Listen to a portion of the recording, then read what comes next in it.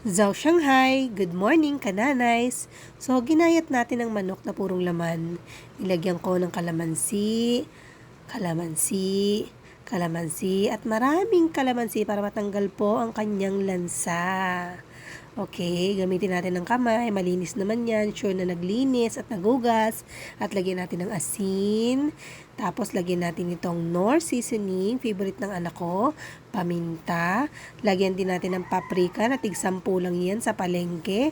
At itong dried thymes. Optional yan. Lagyan din natin ng itlog. At lagyan natin ng harina. O, ayan na. Mura lang yan. Third class harina lang yan. Pero, pwede kayong gumamit ng magandang harina. Class A. Okay? So, ito na lang. Haluin natin ng maigi. Niready ko na ito kagabi. So, lulutuin na lang sa umaga katulad nito.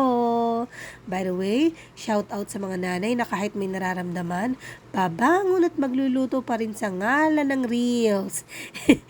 Sa ngalan ng baon ng mga anak naman, kayo naman. Kumusta kayo?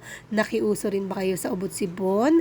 Nabalita ko ilaganap ngayon. Taas kamay sa mga magagaling na. Congratulations! At dun sa mga nagsisimula pa lang, sana gumaling na po kayo. Bale itong sauce, para mabilis, ketchup at mayo lang. Laban na yan. Nag-get nga pala rin ako ng repolyo para may gulay naman ng aking anak.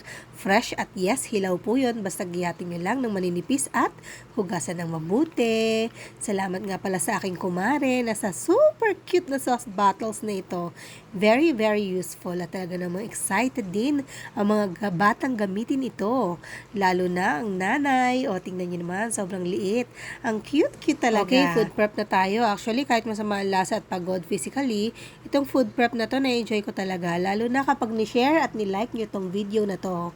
Mas kilig pa sa dalagang nililigawan. Okay, so yun lang. Happy life, happy ka nanays. Bye!